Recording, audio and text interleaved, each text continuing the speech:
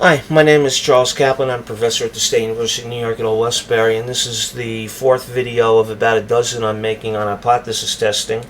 And so far you've learned how to calculate the mean, which is a point estimate. You've learned how to measure the standard deviation, which is a measure of the variability of the data. You've learned how to create confidence intervals, which provide an interval rather than a point estimate of the mean. And now you're going to learn how to determine if the estimate of the mean is what we call statistically significant. That's what the purpose of hypothesis testing is. That is, when we sample the data, could we obtain that measure of the mean by luck or chance, or is it indeed representative of the true population mean? Well, there's a certain number of steps we need to go through in order to do this successfully. The first is to list the important information, such as the population mean mu, the sample mean x bar, the sample size n, the sample standard deviation s, and the level of significance alpha. We're going to draw a picture, that's the normal curve, and identify the cutoff points and whatnot. We're going to find the critical values. Those are the z or t values and the cutoff point associated with the cutoff point. We're going to identify the null and alternate hypotheses, h sub 0 and h sub 1 respectively. We're going to form a decision rule. We're going to calculate, and that decision rule tells us, reject or do not reject under these circumstances. We're going to calculate the test statistic, z or t, which tells us whether we lie to the, into the do not reject region or the reject region. We're going to form a conclusion, and we're going to write a few sentences, maybe at most, on that, about the conclusion. So let's look at an example. Historically, it's taken 90 days to sell a farm in a particular Midwestern community. Because of poor commodity prices, it seems to take longer now. A survey of 100 recent sales found the mean time it took to sell a farm was 94 days with a standard deviation of 22 days. At the 10% level of significance as the selling time increased. And what is the p-value? So, let's go through this now. Let's list the important information. We know that mu is 90, that's the population mean. We know that x bar, the sample mean, is 94. We know that s, the sample standard deviation, is 22 days. We know that n, the sample size, is 100. And we're working to the alpha level of 0.10, 10%. Let's draw a picture. Here's the normal curve. We know that 90 is the mean. That's our x value. We don't know what we know that z of 0 is associated with 90. Our z values are the standard normal distribution values. We know that the mean is 0 and the variance is 1. And now what students are always concerned with, this is a one-tail or two-tail test. If it's a one-tail test, which tail are we interested in? Well, let's take a look at what the question's asking. It asks, at the 10% level of significance, has the selling time increased? Well, obviously we're talking about the right side here. So at the 10% level of significance, so we're putting 10% in the tail, 0.1. And if we put 0.1 in the tail, this region is going to have 0.4 in it. So now we've listed the important information, we've drawn a picture. Now we need to find the critical value. That's the z value associated with 0.1 in the tail. So let's do that. Now, I'm going to show you a couple different ways to do this. In this particular textbook, we've got it gives us our z's as the central portion here. So we want to look for, we have 0.1 in the tail. We want to find a body of 0.4. And we find that body of 0.4 pretty close to 1.28, which is 0.3997. That's pretty close to 0.4. So 1.28 is the value we're going to use here. So we have a z of 1.28. Now, Some textbooks may give you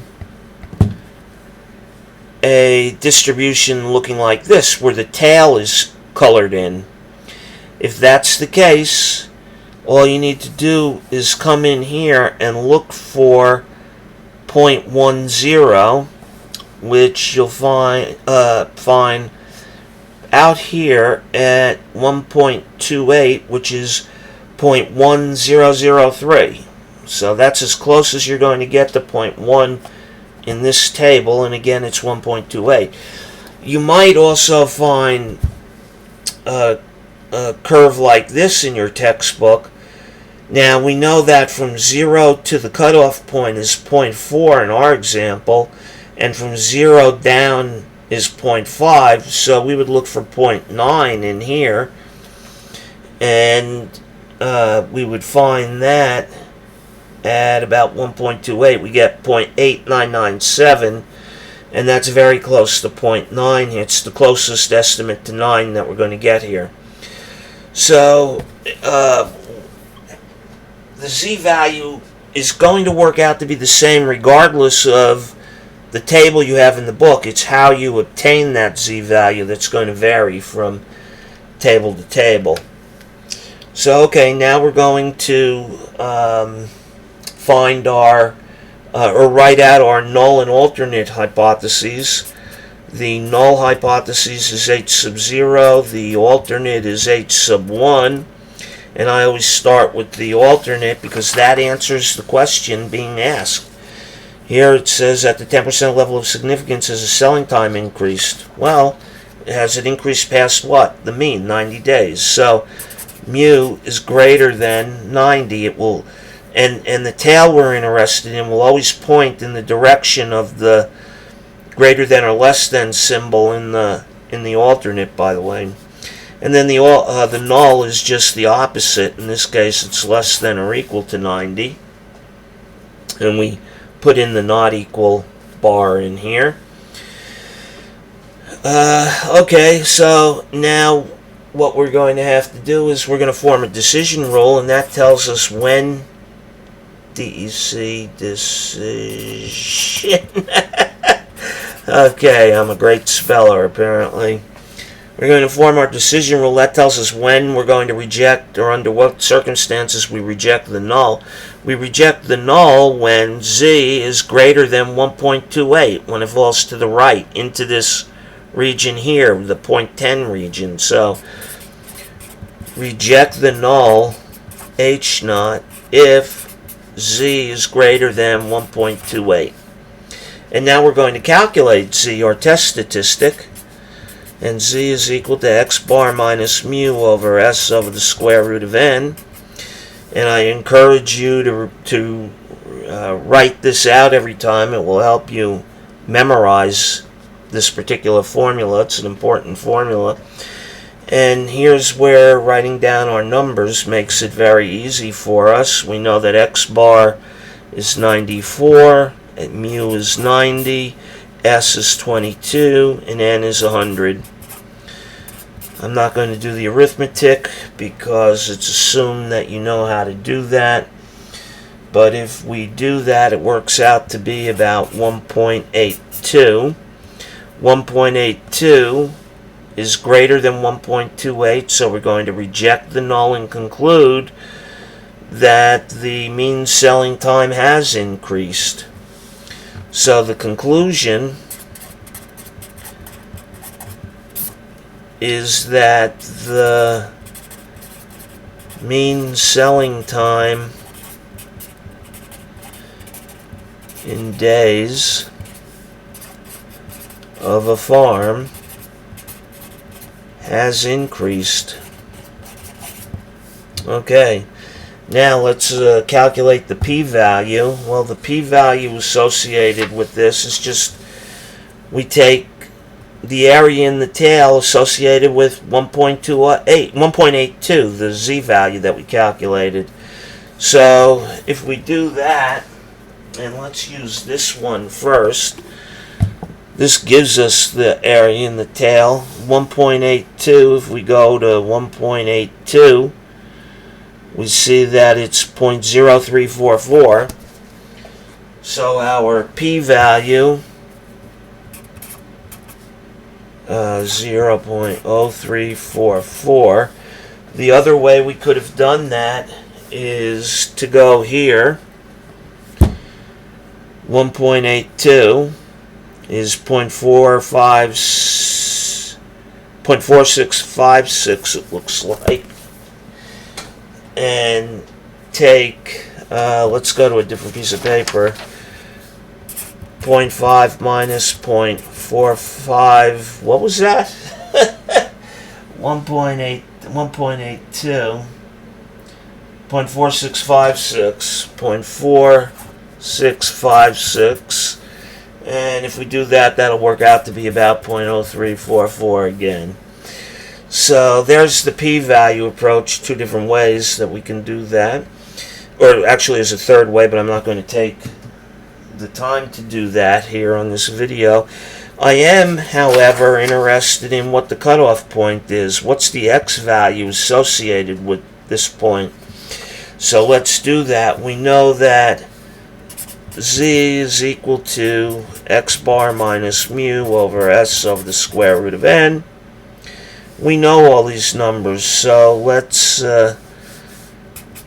we don't know. What we're trying to find out is what x is here. Okay, that's what we want to know. So x minus 90 over 22 over the square root of 100, and we know what our z value is.